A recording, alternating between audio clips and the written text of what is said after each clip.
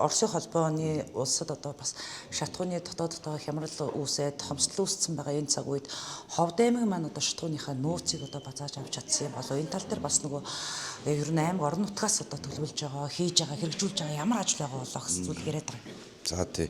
Ер нь бол яг шатхуун тээврийн юуны асуудал бол ер нь бол аймгийн хэмжээгээс засгийн газрын хооронд гэрэлцээр хийж байгаа асуудал хүн болгон мэдээж. Манай Монгол улс ч өөрөө шатхуун үйлдвэрлэдэггүй, байнгын импортоор шатхуун авдаг. Ганцхан Оростой холбооны улсаас ер нь бол 90% нь авж байгаа.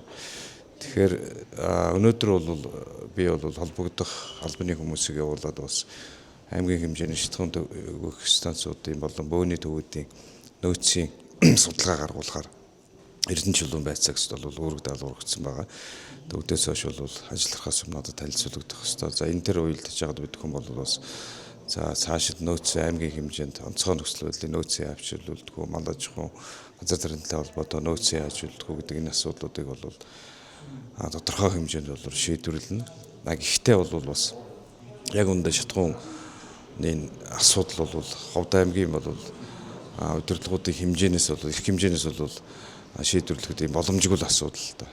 Засгийн газрын түвшинд яригдчихэж шийдэгдэх асуудал. Хэрвээ Оросын холбооны улс Монгол улсад шатхуун импортлох боломжгүй л гэх юм бол тэгэл бид хүн одоо ямар ч боломжгүй ийм л нөхцөл байдалд байгаа гэдэг та бүхэн ч ойлгож байгаа.